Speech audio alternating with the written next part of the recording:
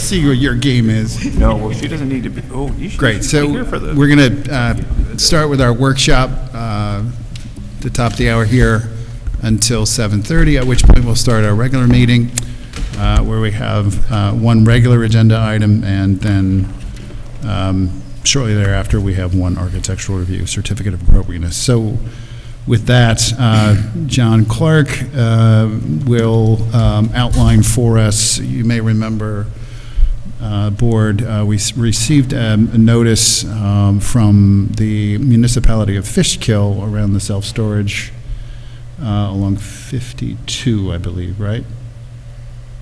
No, that's on, 9D. 19, Yeah, sorry. 9D. Highway, yeah. Right, so we're going to talk a little bit about what that means in terms of our workflow and where we fall in the process in terms of, not immediately, but ultimately sharing Yeah. our observations back. I'm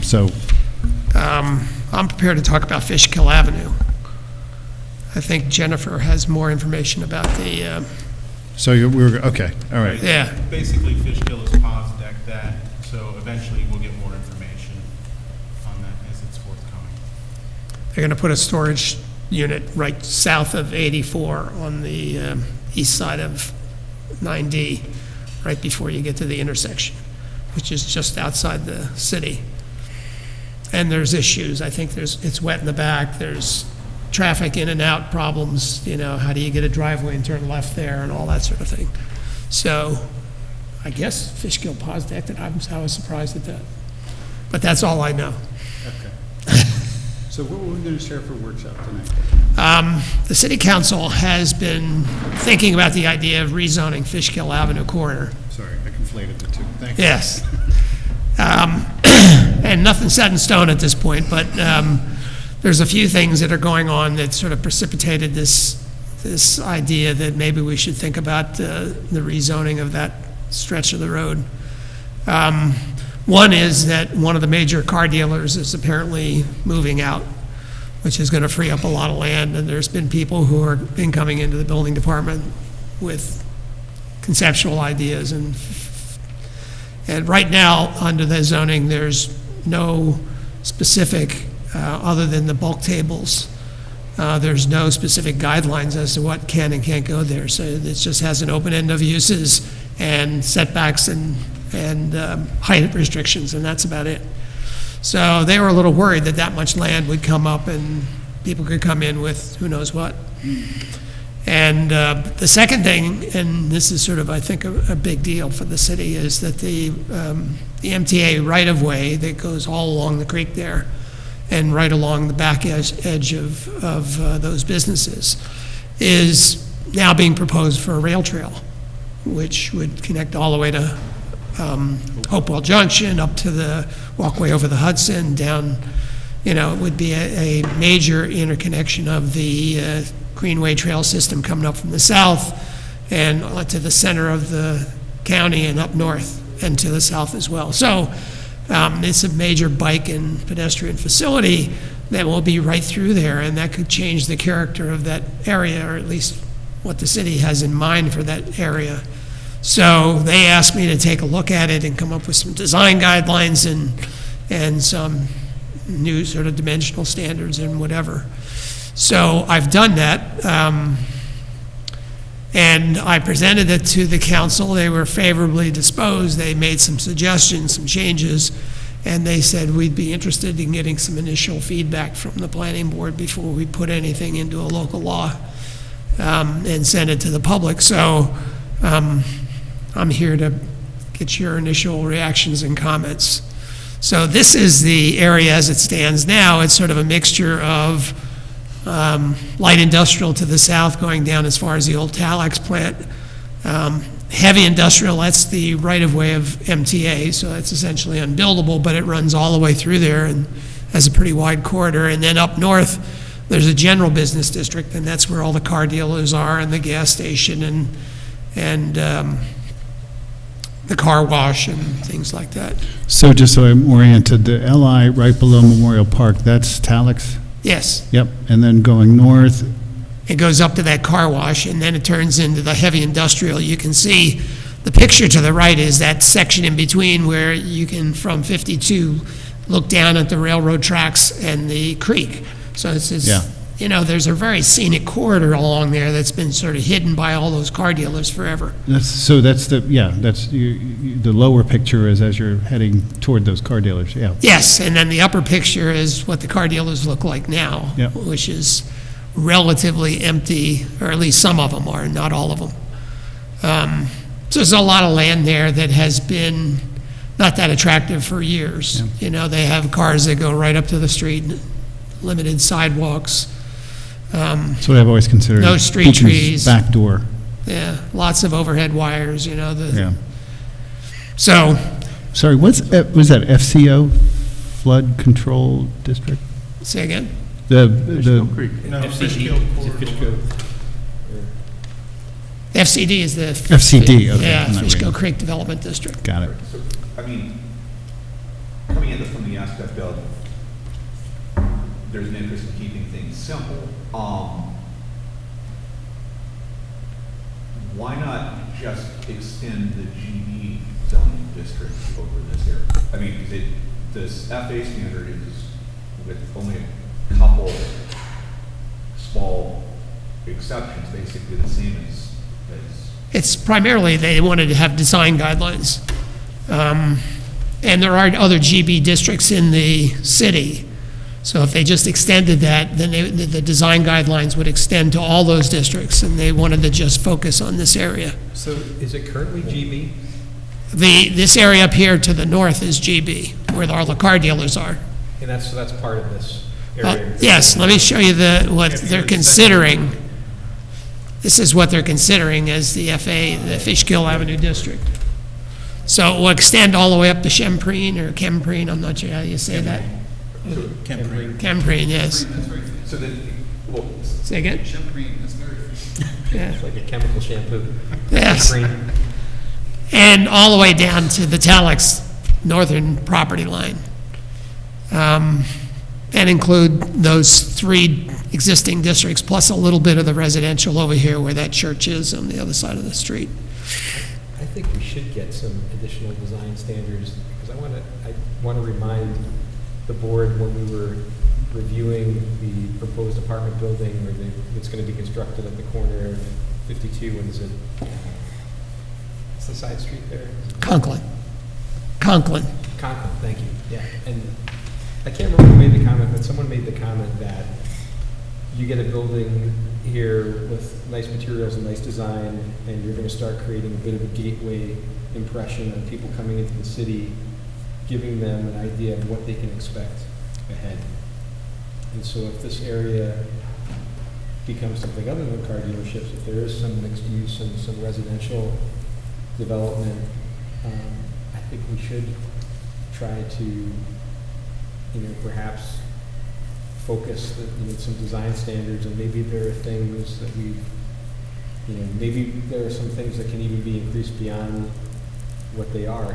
If there's the potential for a rail trail, a significant rail trail connection, the presence of the Fishkill Creek, and this is an example, I'm not even, I'm just kind of pulling this out of the air, but maybe even some of the minimum criteria, like must have 15%, plantings and vegetation. Do we want to up any of those things? It could.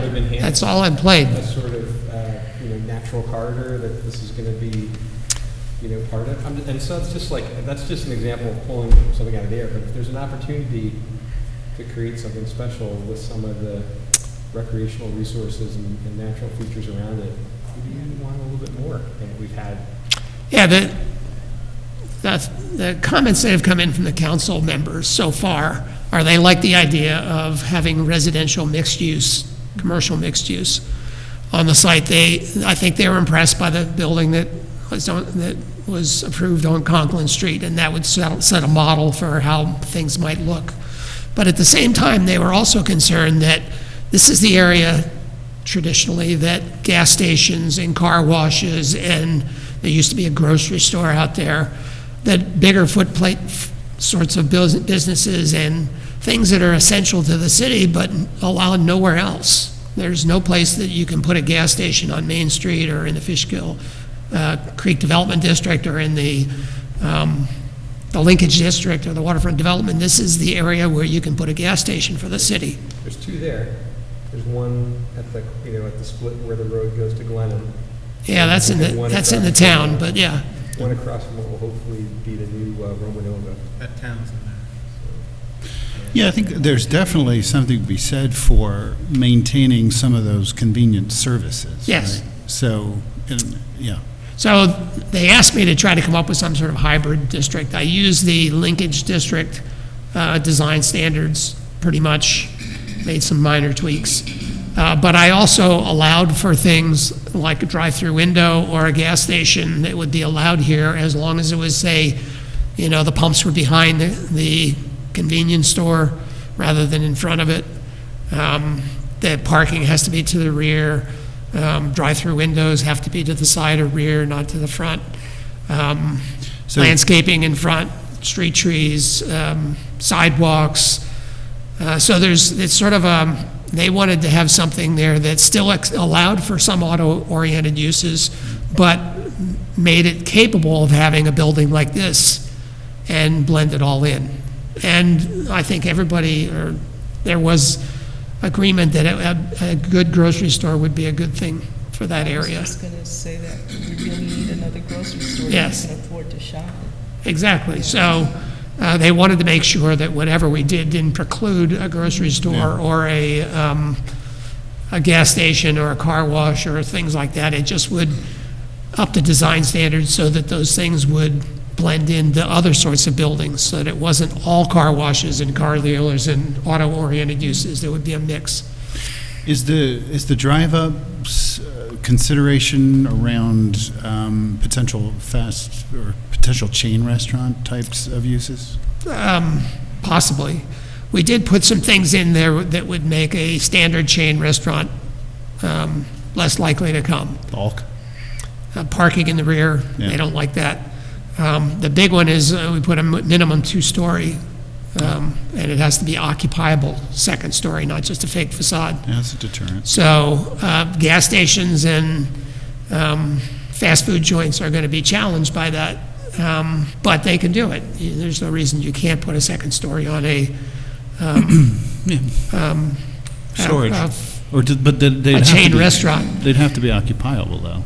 Yes. Is what you're saying. They couldn't just be They storage. don't have to be occupied, but they have to be occupiable. Technicality. The way it's written now, I mean, that's all, everything's in a first draft sort of situation. I've already had comments from the CAC and from the council members, so I've made some changes. You can look at them tonight if you had time. But they want something to allow a building like this or promote a building like this, but still allow a grocery store if it wanted to come in or something else. It would have to be two-story along the frontage, but not necessarily the back, that sort of thing. Yeah. Is there consideration for support services like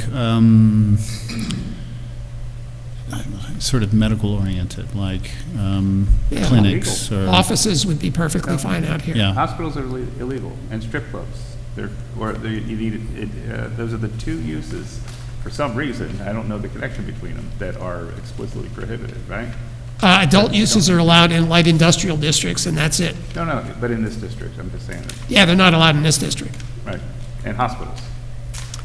Yeah, I don't think the Why? I mean, I don't know what that's a specific question I had. It's like, that seems like one of the things that the city would most want. yes. Right? And the thing that no one has asked for is the thing that no one's questioning, which is the amount of residential density that's just being assumed by everyone, Well, no, you can have hospitals in the city, you just can't have them in this district. There's a lot of limitations. What I'm saying is, there are only a few locations that a healthcare facility could physically locate in the city right now, and they need parking, they need a lot of other things that are provided in some of the larger lots here. And I just think it's short-sighted to prohibit that. But certainly, like an urgent care or medical offices, that sort of thing, could certainly go in the GB district. A hospital needs a lot of land, and these are very narrow lots. They can't really We have handle. regional hospitals. We have several hospitals around it. We're not going to build a hospital, but there are healthcare, there are. Yeah, but intensive- healthcare facilities can go here. Yeah, Yeah. okay. Yeah, I mean, That makes sense to me. No, it's, I mean, I don't know, are you advocating for looking, at least I'm just saying commenting to there's- the city that they should, So you think that, Kevin's concerned that there's a prohibition on healthcare offices or like an urgent care? No, just hospitals and, as far as I remember. I'll bring up the, it seems like anything is doing a procedure, and it's procedural. It seems pretty broad. I'll show you the tables in a second, and we can look at it. do you use tables? I wanted to talk about the map first. One of the constraints of this area is the lots are relatively shallow. And so in order to put in a building like Conklin, you really sort of need about 150 feet depth, and none of this area has 150 feet depth. On the east side, it's 138 on average, and on the west side, it's 90, which is pretty tight. If you're going to put rear yard parking lots, there's just not enough room for them. So that's always a constraint. You're going to end up with a lot of side yard parking rather than rear yard parking. I did want to ask, when I was looking at the maps today, there's 3 areas where this is all residentially zoned but commercially used. So these lots are coming available across from the new building on Conklin or the proposed building on Conklin. That's Lanks, What's that? the automotive place. Yeah. That goes all the way up to Mead Avenue here.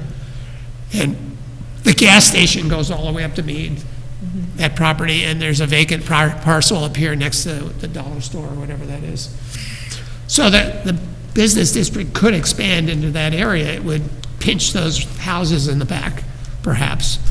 But there's hills coming down where they're actually easier to access from the front than they are from the back, from the residential street. So So you're suggesting those 3 red dotted areas, including in the FA? I'm suggesting potentially? they'd be thought about. Yeah. I think in particular where the gas station is, the 2 corner lots, this one and this one makes some sense to me because of the way the slopes come off that Yeah. residential street. They're probably never going to be residential, and they could be used for like rear yard parking for a building up front. Yeah, it's akin to that new development you just showed, yeah. Yes, Very exactly. similar to that. See, that has like 100 and 200 feet depth, so it was easy to put a building in front with Yeah. a double bay parking in the back. Yeah, I This is agree. going to It's be not like- very hard in this area to do that. I don't envision somebody building a single-family house on a corner like that. No, Yeah. but I could see a small apartment building Sure. with a store on the first floor, like the Conklin Street building. That was 12 units. How long has the zoning in the HI area that we're talking about been HI? As far as back as I can remember, but I'm not that old here. 70, it would have been before the last update. So the first update was the first update was to the comprehensive plan that hadn't been touched since 1970. So Yeah, but there's a lot of rezoning had been done. I'm not sure. I have a copy of that map. I can dig it out. Yeah. So there was discussion about should it extend all the way up to the town line, on the north end. I took it up to the front yard of Kempreen because it starts getting very steep after that. You're And splitting hard to that build lot. on that front part of the lot Do you think anyway. it's wise to split that lot? What's that? Do you think it's wise to split that lot between 2 different? My first recommendation was no, but the council was very interested in that front yard being included in it because it's so buildable. Has anybody suggested, and I think this would be a good idea, analyzing the residential build-out capacity and finding out how many units this potential rezoning is going to Yes, we did that. Yeah, and also how much commercial tax income and jobs and other beneficial business activity is going to be removed by doing this. Because this is, during the comprehensive plan, I just want to, a couple things I want to say, preface, is that during the comprehensive plan, this area was one of the places that generated a lot of the income that the city had before Main Street was built up. And there really was a conscious effort to create and maintain a diverse economy in Beacon, where it wasn't just a residential community, right? Where there were jobs, there were industrial zoning, there was light industrial zoning, there were commercial areas, there was a wide diversity. And I think we have to be really careful that we're not removing one of the areas where a certain segment of business use can occur, right? Entirely, because the highest value for any of these, if there's residential allowed in these areas, the highest value, there's millions, maybe 3 million reasons why somebody's going to build residential in an area if they are given the choice of anything, right? So it's not an idea that they can do anything. It's the idea that there's a preponderance of the work is going to be residential, right? So I think that we need to be aware of that, take that into account when we're analyzing this, and we need to have hard data. We need, like a build-out analysis. We need test fits and some other things so that we can make a rational judgment as to how extensive this is, what its impact is in the city, and also I think that and people have prevaricated about this a little bit, I think, but I think it's a departure from the intent of the comprehensive plan. I think we have to take that very seriously. There is conflict with a couple sentences in the comprehensive plan that would have to be amended in order for this, because the comprehensive plans essentially said, leave this area as it was. In terms of the assessed value, you'd actually gain money by doing this, not lose money. Yeah, Because mixed-use buildings always generate more money than strictly commercial buildings, because you get 3 layers. We would have commercial mandated on the first floor and residential above it, so you essentially triple the value of that, not exactly triple, but if you look at the Main Street I wouldn't promise things. if you look at the Main Street assessed values per acre, they're much higher than anything out on this strip. Well, partly because of the hard work that we did democratically with a large amount of community input to improve those district changes, right? And so I want to make sure that this is done with a broad democratic effort. Sure. It made That's the why we're work here. that we did a lot This is better. the start of the process. Okay. But I just wanted to assure you, at this point at least, the zoning is designed so that the ground floor has to be commercial. So you're not losing that commercial base. You're losing a car dealer, but you're gaining 5 or 6 extra stores on that, that area that used to be a car lot. And as part of that, I want to also really encourage you to not sort of frame the choices that we have as that the uses and density and sort of are off the table. They've already been decided, and that we are only talking. hang on, Kevin, just real quick. The city council has asked the city's planner to share some recommendations, and that's what he's done. And so, to be fair, as John mentioned, this is the start of the process.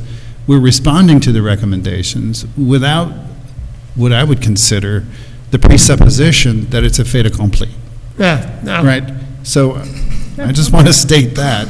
And yeah, what I'm hearing is that this FA is fait accompli. Yeah. It's a new district. No. But that, And it'll yes. certainly go through a public process. Yeah, Public exactly. hearings.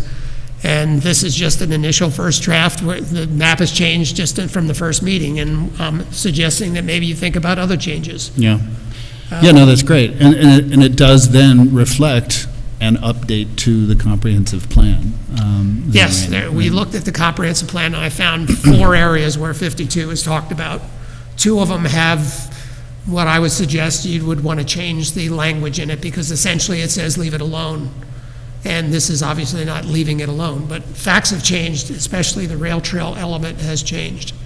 That's a big difference between an abandoned rail corridor and a recreational resource that has regional implications. Yeah, and the leave it alone aspect back then probably had more to do with, we had a lot more to address. Yes, the high priorities were Central Main Exactly. Street and the waterfront, not this area. I do think what Kevin said is an important point. I mean, to state the obvious, we're not married to or committed to thoughts that were in the comprehensive plan at points in the past. Now, that said,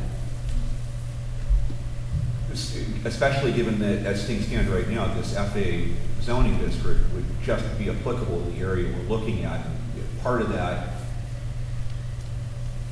is GD, where manufacturing wouldn't be allowed, but what if manufacturing and industrial use became either a permitted use or a permitted use or a special permit use? Yes, actually, if you want to hang on for a second. This is the proposed use table changes. And at the first pass, we essentially left everything with the same as GB. So there'd be nothing that's taken away from GB. What has been added is as the last industrial or manufacturing use has been added to that district so that you would have the option. I mean, I've suggested be a special permit by the planning board, think that- just in that's case it was some logical. sort of toxic sorts of, things that you wouldn't want mixed in with residential, but light-scale manufacturing or industrial-type uses would be allowed in the district, where it isn't allowed now. So you could Just to open your give it- kayak make it making as shop. flexible as possible. Yeah, I think that's logical.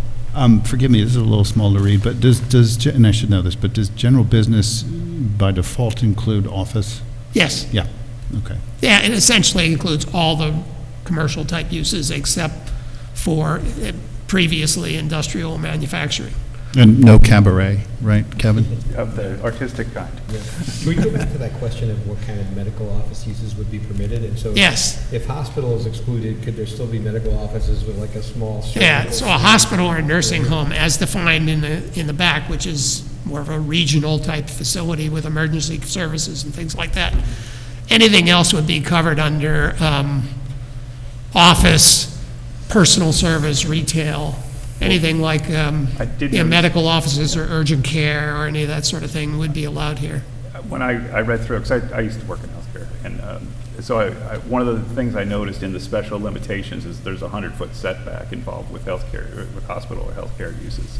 And I'd be concerned that that was an attempt to limit or prevent development of a non-desired use at some time in the past, because there are a lot of lots that don't have 100-foot setbacks. Yeah. And so I would look at that to see if that prohibits, that clause prohibits any hospital from ever, or any intensive healthcare use that uses procedures and other things that isn't just a general practice type of office from occupying here, because people have to drive a long way to get their health care. No, I think that's the biggest lacking in the city is healthcare activities. So two questions there. One goes back to the gas stations. By what you said before, does that necessarily mean that, for example, the gas stations right now on Main Street, if they were to go away, they can't then be reinstated They're as not, gas they're stations? not allowed in That's the what I linkage thought. district or Yeah. anywhere in the sort of Main Street Yeah. corridor And then, under the again, current zoning. there's nothing about our other zoning in other areas and other parts of the city where allowable that would preclude the building of a hospital. It's just that Yeah. the They're- current they're- environment isn't such that, Particularly, I mean, you would essentially need 50 acres or Yeah. something large, and that's only going to happen in the residential district. And even then, there's a very limited number of Or- chances for that. or like an old defunct correctional facility. Yeah. If they keep I wonder if we have one of legalizing those. drugs, that prison may come up for sale. Yeah, it's a beautiful old building. Yeah, well, there's a Adaptive lot of reuse. land around the prison that the prison could still go on and you Sure. could use for a hospital or some other. Yeah. I mean, look, the school got put up there, big plate stuff needs lots of land. Yeah. So there isn't necessarily a deterrent in our zoning from No, there- healthcare facility. No. Yeah, so, I'm sure if a hospital wanted to come in, people would jump up and down to change zoning to make it work. yeah, But there's not a lot of parcels left that are large enough to handle a large-scale hospital. yeah. And hospitals are closing, they're not being built very many No, places. That's not true. What's happening is they're consolidating, so they're building outpatient feeder facilities for the chains. Westchester and other ones are building regional, smaller, mid-sized things that will then pass hospitals down to their medical centers. So there's still a lot of medical construction happening. Medical construction, yeah, I mean, hospitals, though, are sometimes going out of business and being consolidated with bigger ones nearby. Yeah. So this is a lot to consider, right? So Yes. knowing that it's the start of the process, there will be a further opportunity for us to share our input, right? Yes, and just so you can see, and I know we're out of time, but I've already made a lot of changes to in red, you can see as I scroll down, based on the CAC's comments and the city council comments. So Yeah. it's very much in flux, and if, the planning board as a group or even individual members want to voice their concerns, they can perhaps get in on the ground floor of whatever happens. To that end, are you able to make your work product here available to the group. Yeah, Yeah. And so in doing so, then that's the invitation to share whatever detailed thoughts and comments you have, and maybe we do that over the next month. And you'll see where we're at in compiling them, so that we have something comprehensive and thoughtful to share back to the city council. Do you know the timeline on this? Do they have no, but I think they're under some sense of, we better do this sooner rather than later, Yeah. because the vacant land is starting to attract interest of people who may not have high design standards in mind. Ooh, we don't want those. They're coming in with their chain link fence. I want to urge caution about the sense of urgency that's driven by people with a commercial interest. Let's really just put it that way. It's, anyway, we have to, thank you, Kevin. We have to move on. Thank you, John. Okay? So welcome, everybody, to our September 2023 meeting of the Planning Board, City of Beacon. First item of business, it appears we have two meeting minutes to approve. We thought we had approved July's, but it turns out there was a technical error. So given that we now have our hands on July's meeting notes and have reviewed them, any feedback just in terms of changes or amendments, or otherwise a motion to approve July's meeting notes? Motion? Motion by Kevin, Seconded. second by Len, all in favor? Aye. And then to last month's meeting notes, same. Any comments for edit or otherwise? I'll accept the motion to approve last month's meeting notes.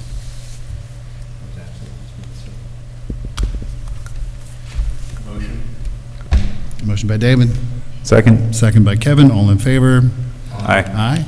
And so with that, we will go to our one and only agenda item for our regular meeting, and that is the continued review of an application for site plan approval and subdivision, mixed-use commercial and residential, 152, 158 Fishkill Avenue. There's no passing notes in class, Mr. Pavlok. Secrets are no fun, Mr. Chairman. Is there something you want to share with the class?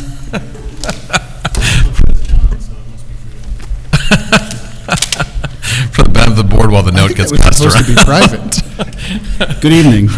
Good evening.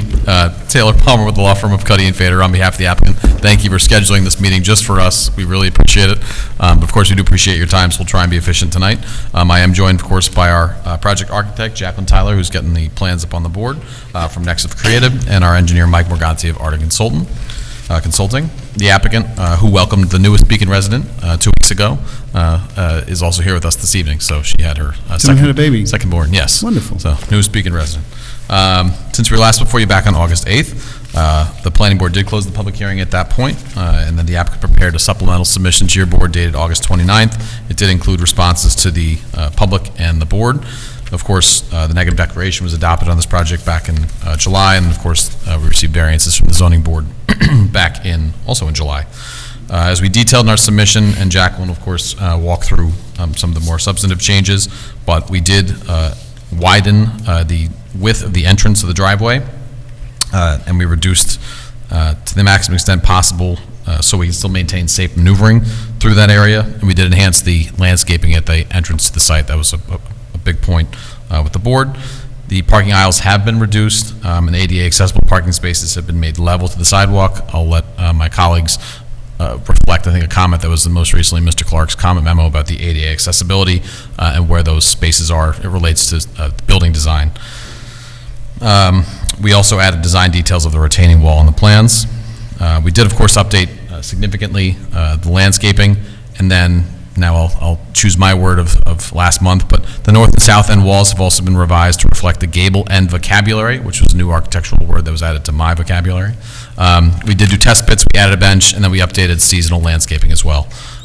So in addition, and again, Mike and Jacqueline can go through these just limited changes quickly with the board. But there were some items we did have a chance to review the draft approval resolution that's before you. I know council is probably running in the door shortly. She did say she's going to be here at 7:30, so I can just test for her, of course. No, I'm just kidding. She'll be here shortly, but this will buy her some time to give a quick update on the presentation, and we can go through some of those changes. But we did have a chance. They're very minimal changes that we provided there, but I'll wait for that discussion until Ms. Gray is here. Great.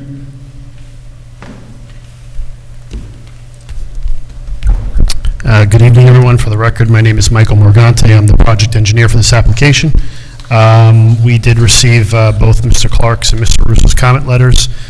We took no exception to any of the comments. I would take a moment to respond to some of the, I guess, more highlighted comments, one of which I think Mr. Clark had made a comment as it related to the 8A parking spaces.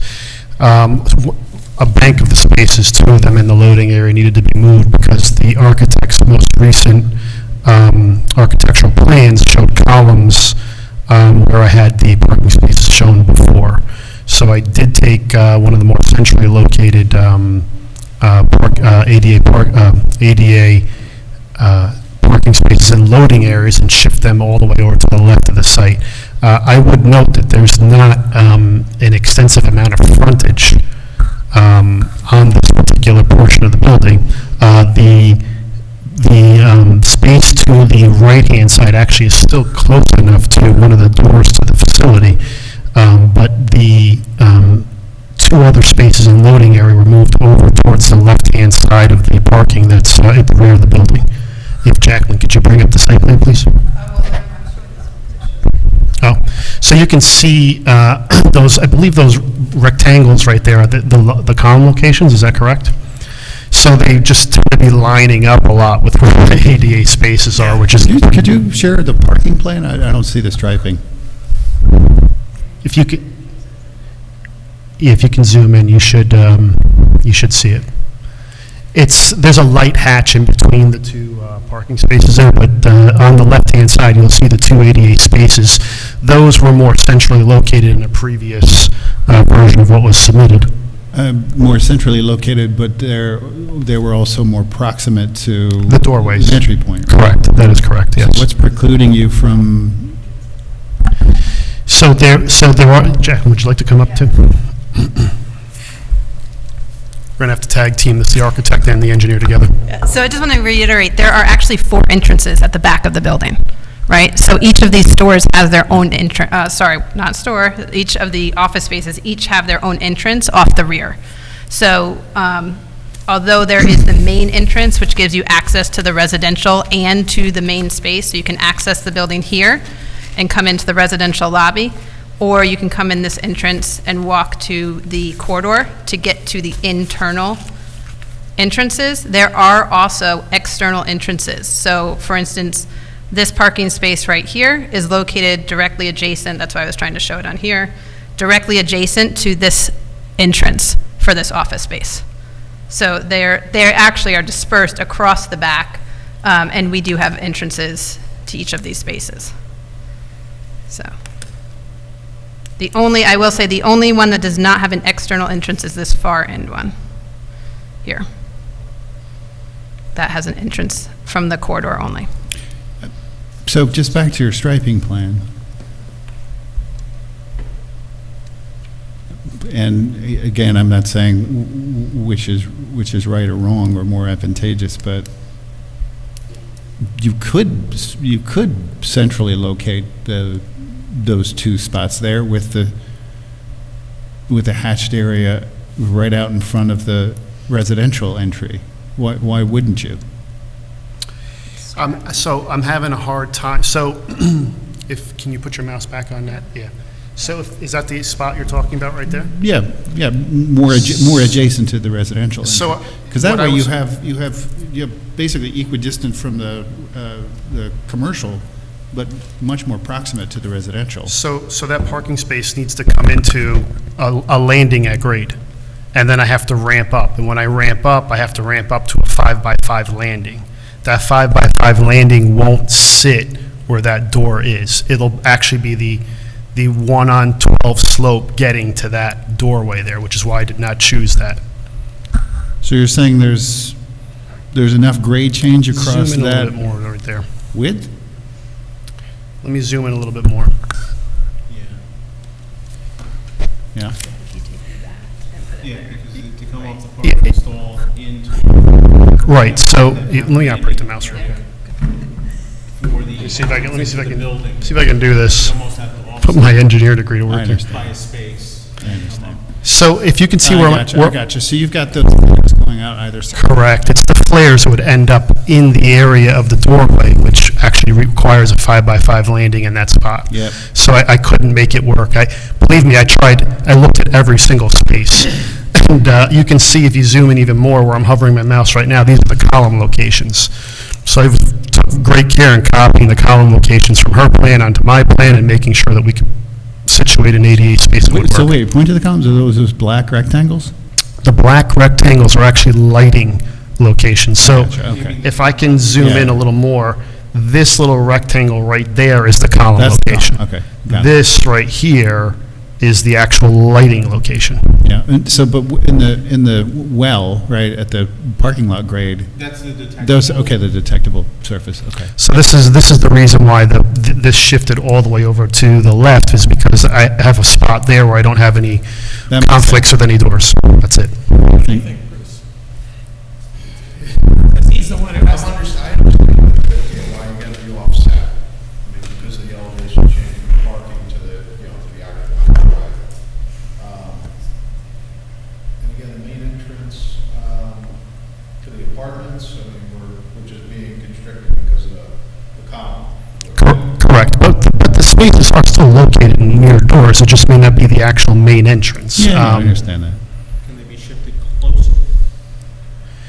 I have a conflict with that column in every other space, that's the problem. So when I'm doing my ramps up, by the time, any spot that I pick as my loading area, by the time I ramp up, I can't get to a 5x5 landing in front of that door. It's not built yet, just move the column. Yes, as we refine the plans more, I can try to work with the architect and see if there's a possibility Try to. to work with the architect. How many times I've heard that? Yeah.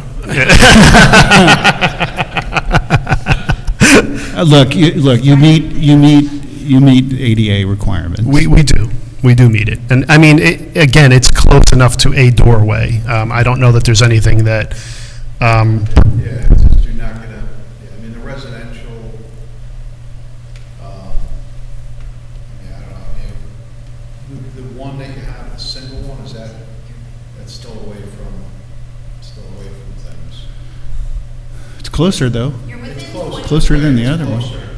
Yeah, I mean, it's Could kind you, of could you flip for that reason? Could you just flip the space that is the handicap designated on the rightmost? yeah, I know, I'm looking at the screen. So you want me to take this one and flip it where? Put it on the other side, where that 14 column. But it's the loading area that actually is really where, I mean, I could certainly do that, that's not an I'm issue. saying keep everything else the same, just take the designation and mirror I it. can do that. I mean, actually, you know what? It's 6 foot, doesn't make a hill's beans worth of difference. I don't know why I'm saying that. Yeah, the only other thing I would suggest, you can shift these spaces 5, 6 feet either direction, because the landscaped islands at both ends are, not tight. So you can move all of them to the south 5 feet before you start constricting or losing a parking space at one end. See what I'm saying? That's the only other option, I think. If the column spacing is critical, you can move everything a little left or a little right, because those landscape islands at both ends are a little bigger than they have to be. I'll take another hard look at it and see if Yeah. there's a way I can That'd be great. reconfigure it. I don't have a problem with that. I think that was, I mean, all the other comments that John had, we take no exception to them, John Clark that is, so we'll make sure that everything is coordinated properly between the site plan documents and the architectural plan. And then I spoke to Mr. Russo earlier today. There was only 2 things we talked about. I still have to work with the city to get accurate mapping of the utilities out in Fishkill Avenue. I've been trying to do that for a while. I'll continue to make sure that that's coordinated properly. And then we also spoke about the driveway entrance width. My personal opinion is I like to have a little bit of extra room so large vehicles can turn in while there's another car waiting there, but if this is something the city would like me to consider reducing further, I certainly have no problem doing that. Yes. We Okay. spoke, he's Yep. going to look into seeing what could possibly be done to reduce it. Right now, we're at 27 foot wide. We have 23 foot wide radiuses. It seems like a large. It's gracious. in that area. So Yeah, okay. There's a Yeah, lot of places in the city that have much tighter radii, and trucks get Right, in and but out. he's also demonstrating fire trucks, garbage trucks, but I still think there's room to, Yeah. we might be able to pick something up a little bit more. So Mike has agreed to Yes. take a harder look at that. That's Yeah. great. Yep, I think those are the two main issues. Everything else is just dot your i's, kind of cross your t kind of stuff. What about land banking on some of the parking spots? Why is I think the board why is sort of on record being okay with the shared parking deduction that you came up with. Do you want to go for extra land banking? 3 or 4 or 5 spaces, something not dramatic, but There's typically a John Clark napkin sketch that helps me with this cheat sheet. You Is have there, to pay extra for that. is there a suggested location? We don't object to the concept. We've discussed we know that's been discussed throughout. Of course, if that's something the board sees fit and is appropriate here, it still works for the shared parking analysis. So if there is an area that you're considering, then I think we could incorporate that into this plan. I don't know how the board feels about the number of parking spaces. Right now, it's 53, which is what their shared parking analysis said would be the peak time frame. Right. I know that they're adding the 6 parking spaces on Fishkill Avenue, but aside from that, this isn't an area that has a lot of street parking available. But what would be the advantage of land banking at this point? Well, just that it would be a better landscape frontage if you put Reduction the of first 4 or permeable 5 surface. spaces as landscaping rather than parking lot, because that parking goes right down to the Right. entrance. So people are going to be backing out at the entrance. There's not as much landscaping there. Land banking allows you to try it out for 6 months, and if you have plenty of parking, then you don't have to deal with it. If not, you just come in and take out that landscaping and put in 5 parking spaces. You're So- thinking right down here, John, right? What? You're thinking right down by the, Yeah, I was thinking right by the throat. There's your hand sketch. I personally am in support of that, okay.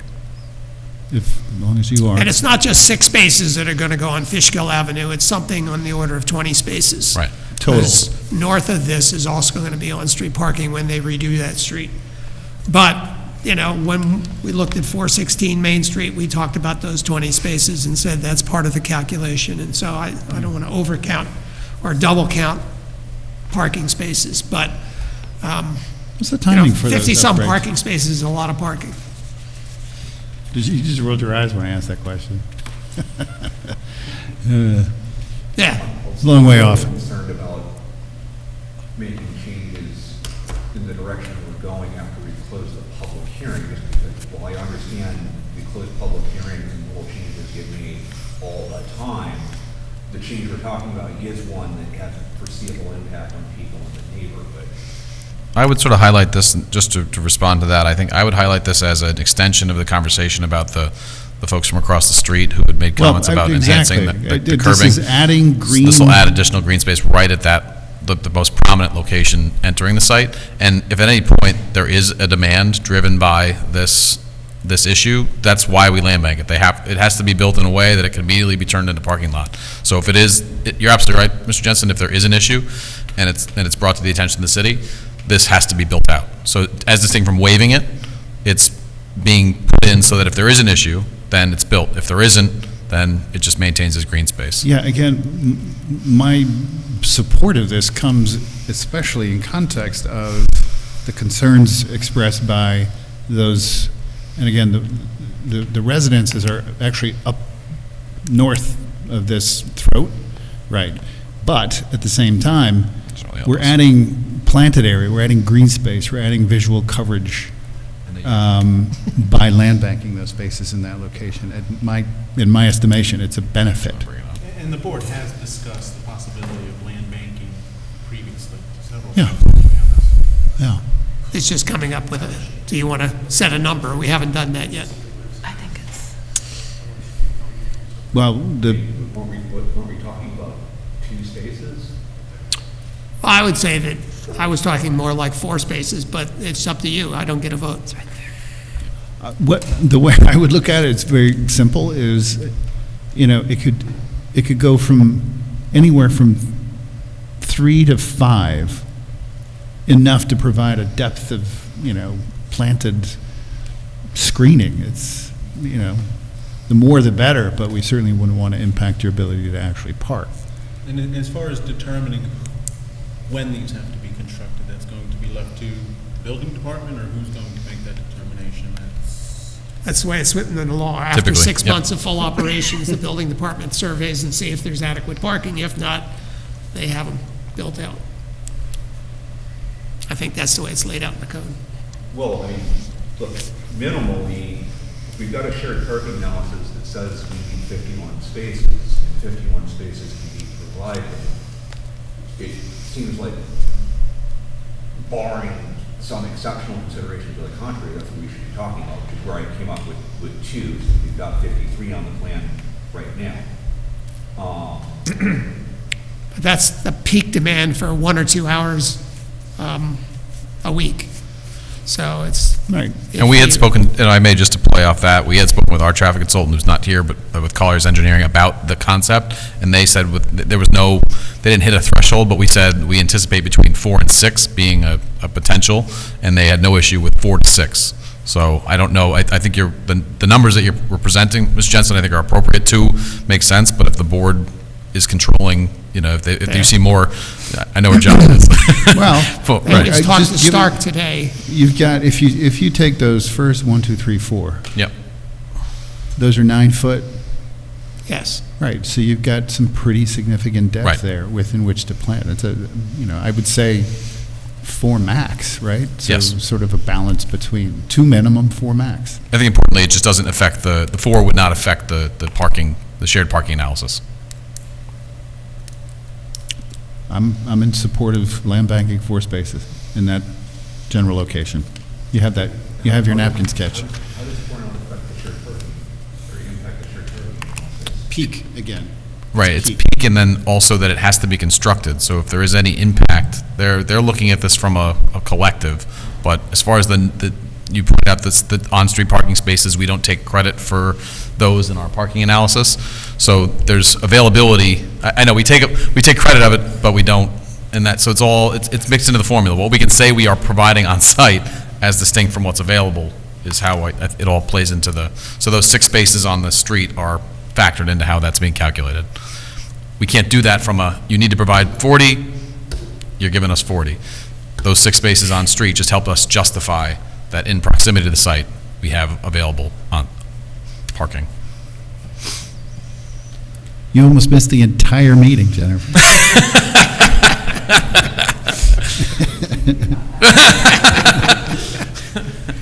She's been sitting outside for a while. It's like, So we went to 4 stories, and anyway, any other, What's also going on here is those 6 spaces are going to be put in, but aside from that, there's no street parking on Fishkill here. There is street parking on Main Street that would be pretty hang on, easily there's walkable. added striping for on-street parking as a part of this application on Right. Fishkill. Right. And To there's match going the to be comp- additional spaces north of that on Fishkill. as part Sometime of the- future uncertain.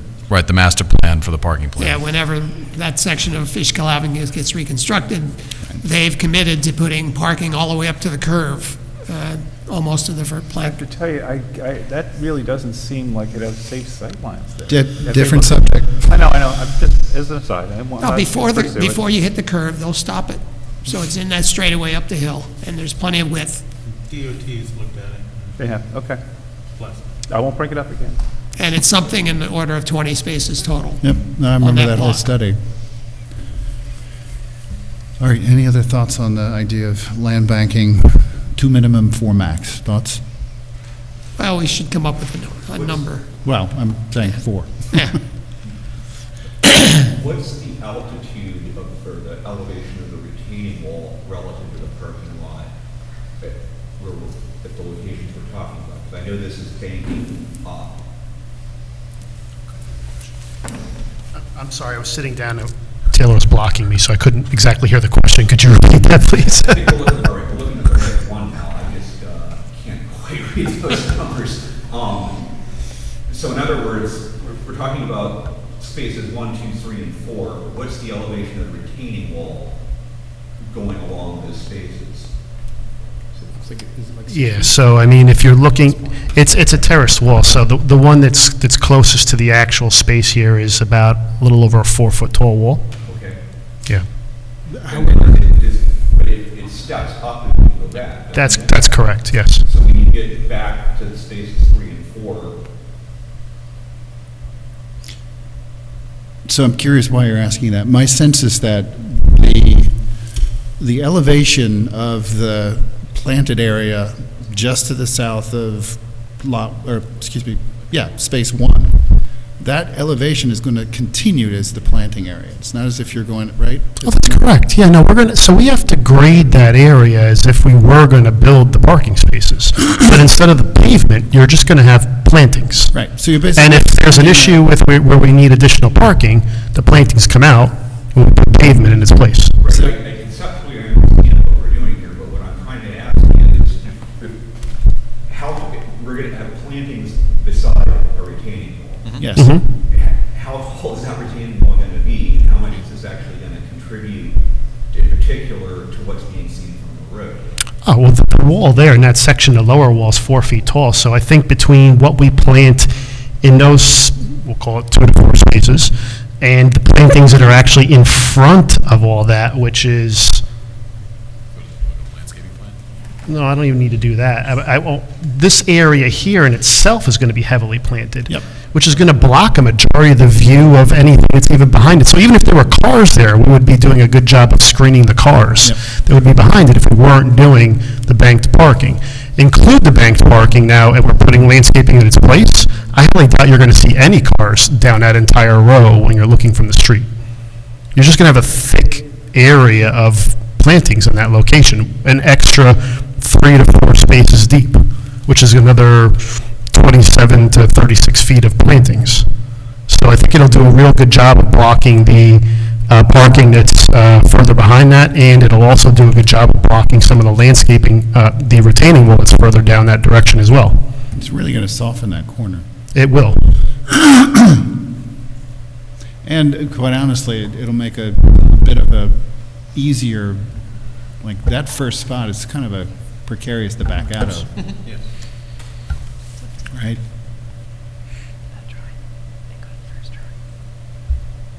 I don't know, I see all advantages. Where's your clicker? Where's the clicker? You can't say we don't study these things very closely.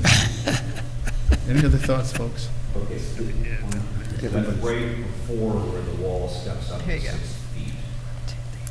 Okay, Let me just throw the, That's correct. okay. And the intent would then be to extend the same series of plantings into that Correct. area. Evergreens, I'm assuming? We can discuss that with our landscape Yeah, architect. usually in a land bank place, you don't put a lot of trees because you don't have to uproot them. You put smaller stuff that can be switched around easily enough if it has to come out. Does not bamboo, Just in the history of where all the land banking the city has done, they've never taken it back. they've never taken it back because there's always more parking than you need in the long run. Usually the status quo stays the status quo too. Yeah, but if there was a real demand for those parking spaces, they would be required, and they've never, as far as I've been told, they've never taken them out. So it's never been demonstrated that the parking is just so bad that you need those spaces. Look, it sounds like we're probably not voting on this tonight. I would consider that, I don't see why we wouldn't. yeah. Okay, Let's just sort of determine this land banking issue. Question, I should say. We're accepting of up to 4 spaces if the board sees fit. And I think we have no problem with this location, and we would just adjust the landscaping consistent with the plan throughout the site. as a condition of an And approval. we did discuss it with Stark Hip, I guess his name is, our traffic Kip Stark, consultant yep. today, and he He's in didn't have any support. problem with land banking and that sort of numbers. Yeah. And Colliers also agreed with that analysis. And Colliers agreed with that. Well, so I mean, look, it seems like there's a pretty good case for land banking, but at least a couple of these spots, like I said, it kind of gives me a lot of pause to go below 51, because based on reliable information that's been put in the record, that's what's there, and I kind of think that should be the central focus of how we're making decisions. You're in support of 2. Okay, anyone else? I don't think there's going to be any impact to have 4 spots at all. Taken away, land banked, I mean. One impact will be that it'll be less visible from people that aren't familiar with the city, so it won't be used casually by casual visitors or infrequent visitors. This is all going to be mainly, I would imagine, mainly used by people that come to this destination and parking, and it's not even very convenient to people that are driving from inside the city to go downtown. I'm assuming that these spots, like many of the other larger lots that are in private lots, won't be heavily used because they're not visible. People don't see them. I mean, I'm okay with land banking them, knowing that we can get them if we need them. And I assume, that the tenants of the office spaces could drive this if they felt like they were, I mean, is it a complex process to convert them back to spaces? Like if you have a tenant that says, can't fit my clients in the parking lot, they're griping that they have to go find spaces on the street. I mean, is it an onerous or complex process to convert them? I mean, they're designed to be converted, so Right. And I all the assume- grading and everything is in meant place. to- You just yeah, have to it would take out just the landscape replace the and put in a plantings. curb. As Right. long as, when you said, David, that the status quo stays the status quo, I guess it's just a question of people understanding that they can ask for them, right? So I guess it'll happen if it's communicated to people that, if we need them, they are actually, they can be added. So I'm not concerned about 4 spaces, given the ability to convert them back to parking if needed. Cool. Donna, thoughts? Well, you have 6 months to figure out whether or not it works. Yeah. Yeah, so, You're in It can be support of paved 4? in a, I understand it can be done in a day if it were required. Right. So, okay, so we're all agreeing and accepting of 4. Okay. Anything else, John? No, nothing of major import. Mr. Russo? No, Mike went through the rest of the comments he and I have discussed, and be addressing it. Right, great, thanks. So we do have the draft. Do you have something? Just one real quick thing. There was a comment made before about some changes to the gable vocabulary. Is there anything Yep. that we were supposed to see before? John, you want to present it? Gable. Oh, good reminder, thank you.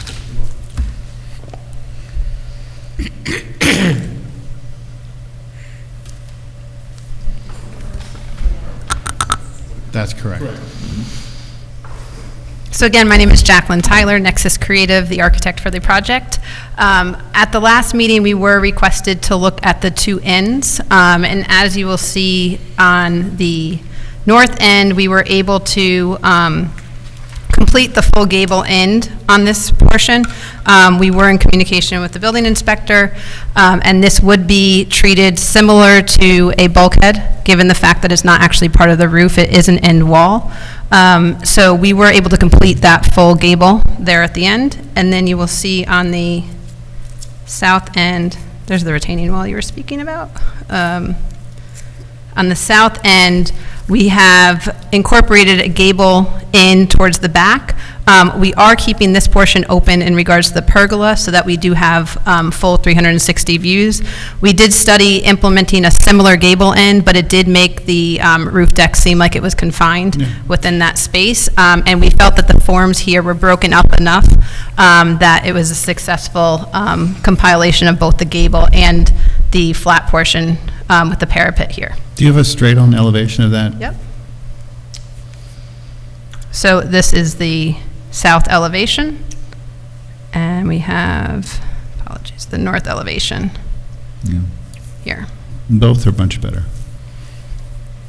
You agree? What do you think? So again, that's the perspective from this view, the perspective from that view. Thoughts? It's an improvement. I think that we've gone over this, and there's been significant improvement over time. The one thing that I was suggesting, I brought this up before, I felt like the architectural review portion of this, and some of the land use aspects, like the fact that it doesn't meet the sidewalk in the way that the rest of Main Street does, and that there wasn't anything to compel that use, right, in the zoning, in the transition zone. There's some things that we might want to review about the transition zone, which gives some flexibility, but also allow some of these things not to be able to control the way that our street sections work. For future use, just because I think they've worked this, they've done many things to improve it, and within the scope of the code that we have, this isn't that bad. But I'm still concerned. I wish we could have had the street sidewalk work like a normal building.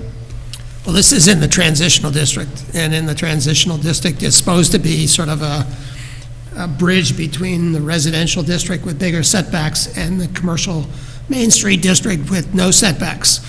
And actually, they're required to have a 10-foot minimum setback in this district, so it can't be up to the sidewalk. Well, that's one of the things we want to look at specifically with the rest of the lots in the transition district. That's what I'm suggesting, and since we're looking at some other Well- things, and we have evidence of what's happened as a result of the way the market has reacted to the codes we have in reality, and we should just examine that and see if there's things we can improve. Yeah, it's a lesson learned for another, Lesson learned. for a different venue. Yeah. Myself, I think the added landscaping in the front is an improvement of having it right on the sidewalk on this side street. But it's not a traditional urban thing in Beacon. Yes, it is. There's a Your lot of urban observation, stuff that Kevin, Yeah, has- we should. is I'm noted. sorry. I didn't get No, into it it's now. noted, and look, we're all going to have different approaches towards where we think parts of the comprehensive plan, parts of the zoning could use improvement, and we're going to differ on certain aspects of it. I'm in agreement with John, just in terms of the fact that this is a different character, a different quality, a different part of Main Street, adjacent to residential. I don't agree with you, but that's not what we're talking about here right now. The zoning is the zoning for this lot. So with that, I think we have everything in place. Did you have any comments back relative to your review of the draft that you wanted to share with? Thank you, Mr. Chairman. Just for one comment, because I don't think the planning board attorney was here, the board did include a condition just to try and look at the ADA location of the spaces to try and potentially flex. We're not removing any, or we're hoping that we can modify the landscaped island closest to the end of the parking spaces behind the building to try and adjust that. So that was something that was mentioned.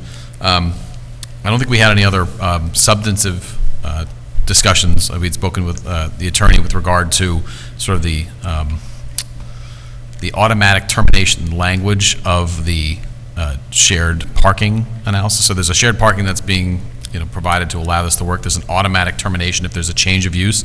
Just for the record, we wanted to make it clear that office to office, so Taylor's law office to Jennifer's law office is not going to trigger that change of use to negate or automatically terminate. Still office. Commercial to commercial, office to office is not the change of use. It's going from a law office to McDonald's. Again, I'm just being, That's we a want to be really clear, fine point. no Wow. ambiguities. The code is what it says, so.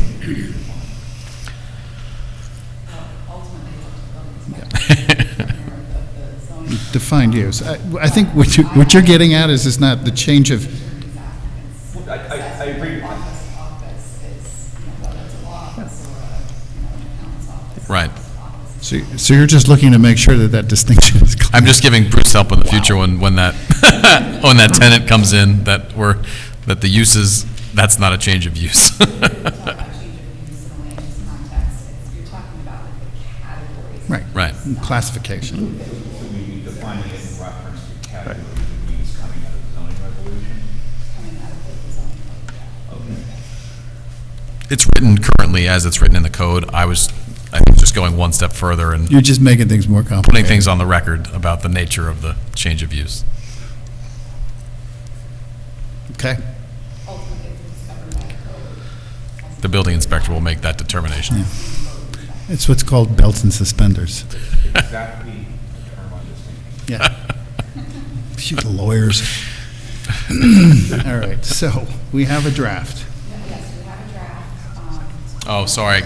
I didn't mean to interrupt. We did have one change. That's the most important, about 40 square feet. So we did, on the first page, there was I'll let Jacqueline hit the exact numbers, but I think we can fix this issue of what our square footage distinction. There was a reference on Mr. Russo's comment memo and on our plans, but ultimately the gross is what controls your parking analysis rather than the amount of commercial square footage. So the actual number is supposed to be 6,990. Sorry, what's in the resolution presently is dealing with square footage rather than gross square footage. So the gross square footage would be 8,071 gross square feet, which is, no matter how you skin this other cat, apparently, with the overall commercial square footages, then it aligns those numbers.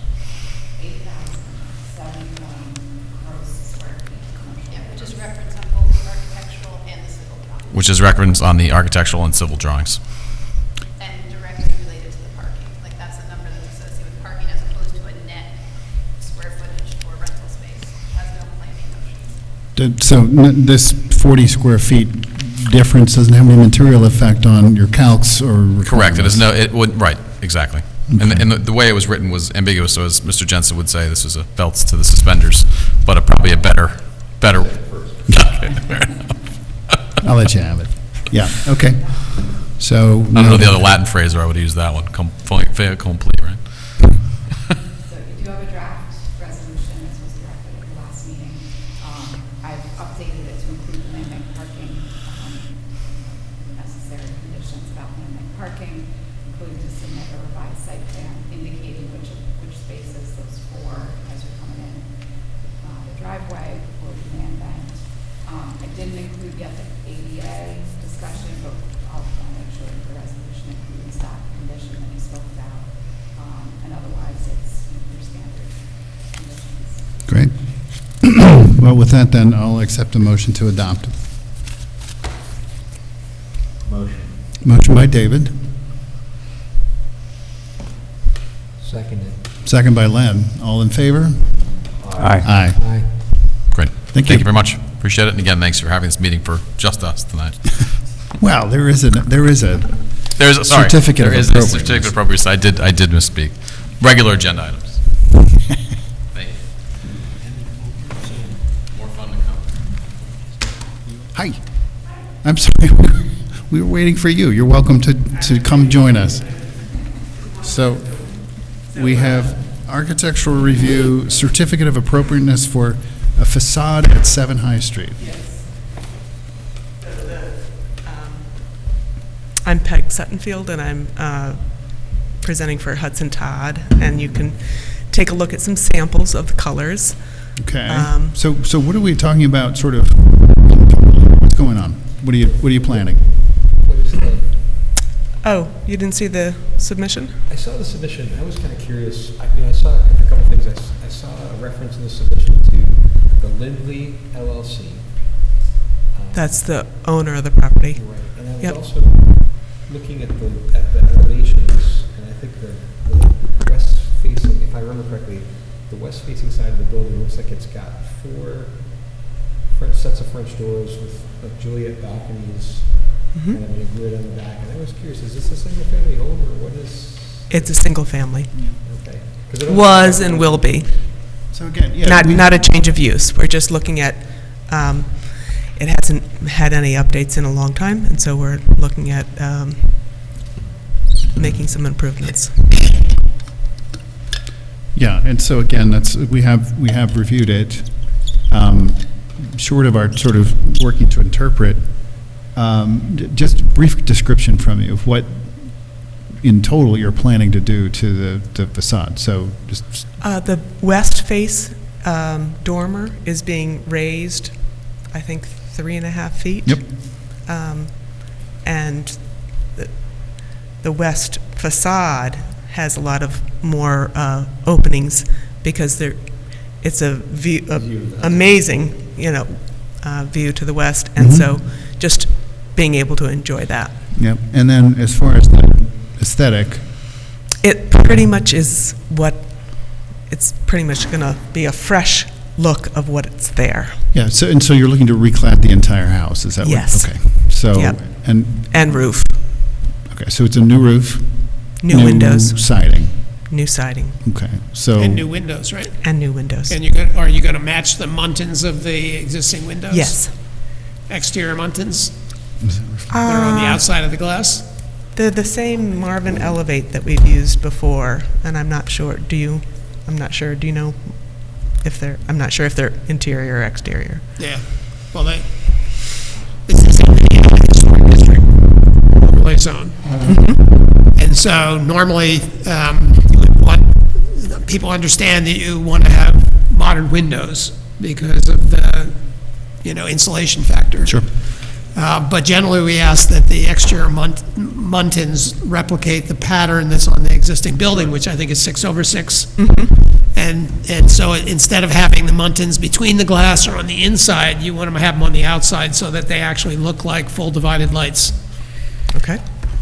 And so that's what you're representing? I think that's what the plans show. It wasn't easy, I couldn't tell for sure.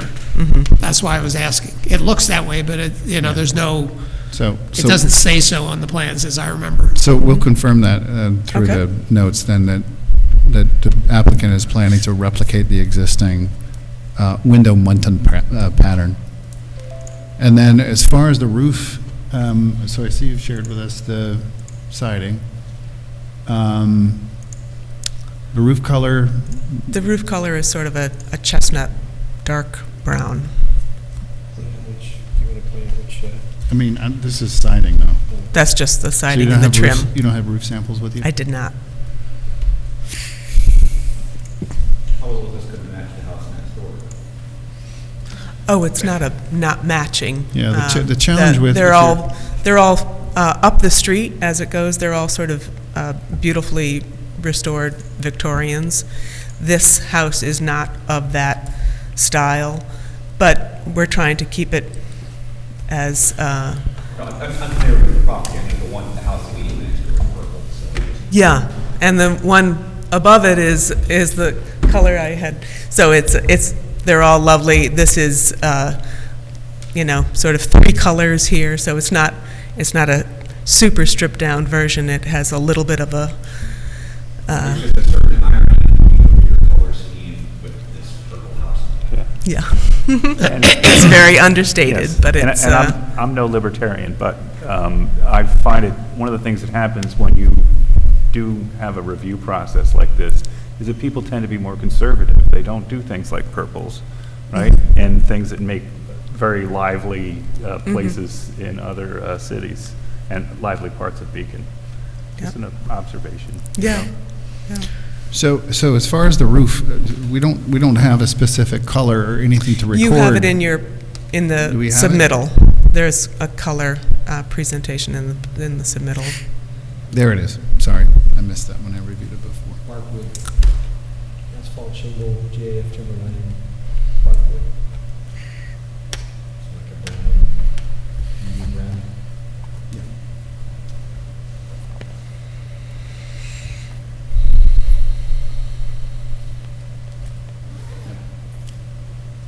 Yeah, I mean, overall, it looks good. I think there's a provision in the historic district around textured siding, though. So Yes. I don't know if, John, you could elucidate. There's a provision in the code that allows for fiber cement siding but it has to be smooth finished rather than textured grain, Okay, because that looks like vinyl siding. sure. And painted lumber, clapboard, actually is smooth. You don't see the grain once it's painted. I can attest to that. Yes. So the one you showed has a grain factor to it, and you're going to have to use the smooth version of that. And they provide that. Okay. Yeah, great. So okay. So we'll note that as well, that we're gonna base our approval on just that, the smooth siding. Anyway, okay. Any questions, board? Motion to approve. Motion. Motion by Kevin, second? Second. Second by David, all in favor? Aye. Aye. Thank you. And this was a record. We're done before 8:30. Thank It's you. nice to see that house taken care of, too. Yeah, it is. It's actually very prominent on the block, even though it's not the most prominent house on the block. It is. It's sort of outshone by the other larger, more, Is it next to Frilly. Victoria? Is it one over from Shirley's house, or is it next to Shirley's house? motion to adjourn? Motion. Can I, Oh, do you have something? for the yeah, meeting? before you depart? It's not official on the record. I just wanted to let people know that I'm retiring at the end of the year. You are, congratulations, although I'm sorry to hear that. Yes, so I've let the city know months ago, and they're going to be looking for another planner in the next few months. Maybe you keep your mind sharp crosswords or something, you sure you want to keep doing this? You're so good at this, John. I have to say, and I'm 72, it's time. no, you're not. I am, What? yes. Wow. I never would have thought that. I retired 6 years ago from the I know. county, and I And was they- supposed to, take it easy, and then I got sucked into They this sucked job you by the back in? mayor, and Well, I'm glad he sucked you back in, and I'm glad you were able to spend as Yeah. much time with us as you did. I was mentioning before, for me now, it's 4 mayors, 3 building inspectors, it'll be 2 planners, 1 engineer, but in all of that time, your knowledge, your skills, your just depth of experience has been a real attribute, and we're going to miss you. So I I'm know we'll have- speaking too. I love working here. I know Everybody's we'll been have- really good to me. I know we'll have a So- couple of months to, lament, but we're going to really miss you. You've had a huge impact. Your Huge. work has made a difference here, and we've quibbled about a lot of things, I know, Yeah. but thanks. Yeah, I worked 30 years from the county and didn't accomplish anything. What a record! Because the local governments just don't listen to the county, Well, with some of their plans, it might be the best outcome. I've got a project right now where we're shooting for a final remedy by 2064. I'll be 98. So if I can pick up the phone, if I'm still alive, I can pick up the phone and call EPA and check in on it. You might not I need a might phone live to by see then. Yeah. what happens. So I always joke that as a planning board member up in the village where I live, I had more impact from anything I did on the county job, because I would write all these letters and people would ignore them. And, I did a few things here and there, and I did a lot of comprehensive plans and things like that, but nothing ever really got accomplished that I could say I put a mark on that building. And so, working as the planning board member or as an advisor to the planning board, you get a lot done. Yeah, no, if it's, Beacon owes you a debt of gratitude for everything you've done for the city. Well, thanks a lot. Yeah, And we got a thank few you. months to go. Yeah, we do. So squeeze it all in. We have a motion to close. We don't have a second. Second. Second by Len. All in favor? Aye.